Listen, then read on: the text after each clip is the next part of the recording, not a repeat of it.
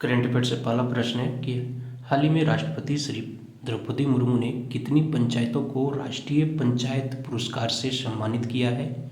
Option A में है 25 पंचायतों को, 35 पंचायतों को, 40 पंचायतों को, 45 पंचायतों को। हाल ही में राष्ट्रपति श्री द्रौपदी मुर्मू ने कितनी पंचायतों को राष्ट्रीय पंचायत पुरस्कार से सम्मानित किया है, तो 45 पंचायतों को। ऑप्शन डी इसका सही उत्तर है। अगला प्रश्न है कि हाल ही में किस देश ने हांगकांग के मामले में हस्तक्षेप पर अमेरिका के कर्मचारियों पर वीजा प्रतिबंध लगाने का फैसला किया है। ऑप्शन ए में है रूस, उत्तर कोरिया, चीन, जापान। तो इसका सही उत्तर हो जाएगा चीन। ऑप्शन सी सही है। अगला प्रश्न है कि हाल ही में मोहम्मद अल बशीर को किस देश का अंतरिम कार्यवाहक प्रधानमंत्री नियुक्त किया गया है। ऑप्शन ए में है ईरान, इराक, सीरिया, लेबनान। हाल ही में मोहम्मद अल बशीर को किस देश का अंतरिम कार्यवाहक प्रधानमंत्री नियुक्त किया गया है, तो सीरिया का। ऑप्शन सी सही है।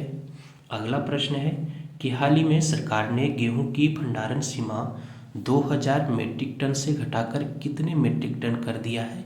ऑप्शन ए में है 500 metric ton, 1000 metric ton, 2000 metric ton, उसके बाद है 3000 मीट्रिक टन।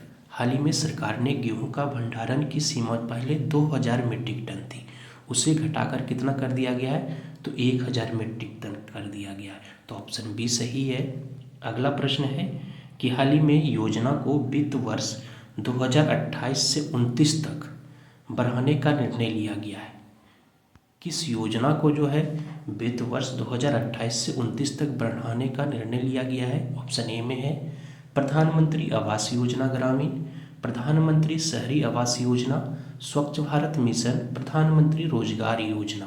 तो इसका सही उत्तर हो जाएगा कि प्रधानमंत्री आवास योजना ग्रामीण को जो है वर्ष 2028 से 29 तक बढ़ाने का निर्णय लिया गया है।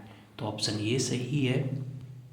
अगला प्रश्न है कि भारत का किस देश के साथ 4 अरब डॉलर का उन्नत वोरोनेज रडार सिस्टम का समझौता हुआ है।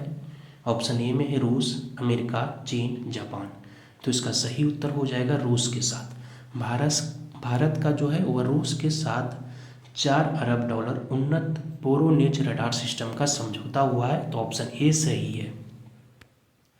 अगला प्रश्न है कि हाल ही में किस तारीख को यूनिसेफ स्थापना दिवस मनाया गया है। ऑप्शन ए में है 10 दिसंबर, 11 दिसंबर, 12 दिसंबर, 13 दिसंबर।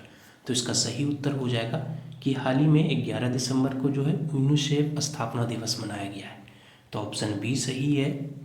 अगला प्रश्न है कि भारत कौशल रिपोर्ट 2025 के अनुसार रोजगार दर में कौन सा राज्य शीर्ष पर है। ऑप्शन ए में है केरल, पंजाब, महाराष्ट्र, तमिलनाडु। भारत कौशल रिपोर्ट 2025 के अनुसार जो है रोजगार दर में केरल राज्य शीर्ष पर है। तो ऑप्शन ए सही है। अगला प्रश्न है केंद्र सरकार ने नई शहर योजना के तहत कितने नए स्मार्ट शहर विकसित करेगी। ऑप्शन ए में है 4, 7, 8, 10। तो इसका सही उत्तर हो जाएगा 8। केंद्र सरकार जो है नई शहर योजना के तहत 8 नए स्मार्ट शहर विकसित करेंगे। तो ऑप्शन सी सही है। अगला प्रश्न है कि निम्नलिखित में से किस वर्ष तक भारत परमाणु ऊर्जा क्षमता को 3 गुना कर देगा। ऑप्शन ए में है 2025, 2028, 2031, 2035। निम्नलिखित में से किस वर्ष तक भारत जो है परमाणु ऊर्जा क्षमता को 3 गुना कर देगा, तो वर्ष 2031 तक। तो ऑप्शन सी सही है। अगला प्रश्न है कि प्रतिवर्ष किस तारीख को अंतर्राष्ट्रीय तटस्थता दिवस मनाया जाता है। ऑप्शन ए में है 11 दिसंबर, 12 दिसंबर, 13 दिसंबर, 14 दिसंबर। प्रतिवर्ष जो है 12 दिसंबर को। तो ऑप्शन बी सही है, अंतर्राष्ट्रीय तटस्थता दिवस मनाया जाता है। तो ऑप्शन बी सही है।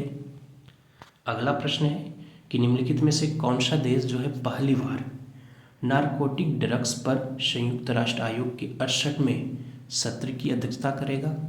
ऑप्शन ए में है भारत, अमेरिका, फ्रांस, चीन। तो इसका सही उत्तर हो जाएगा भारत करेगा। भारत पहली बार नारकोटिक्स ड्रग्स पर संयुक्त राष्ट्र आयोग के 68वें सत्र की जो है अध्यक्षता करेगा? तो ऑप्शन ए सही है। अगला प्रश्न है कि एशियाई विकास बैंक ने वित्त वर्ष 2024 से 25 के लिए भारत की जीडीपी वृद्धि दर घटाकर कितना कर दिया है? ऑप्शन ए में है 6.5, 6%, 5.5%, 4.5%। तो एशियाई विकास बैंक यानी एडीबी ने जो वित्त वर्ष 2024 से 25 के लिए भारत की जीडीपी वृद्धि दर 6.5% कर दिया है घटाकर। तो ऑप्शन ए सही है।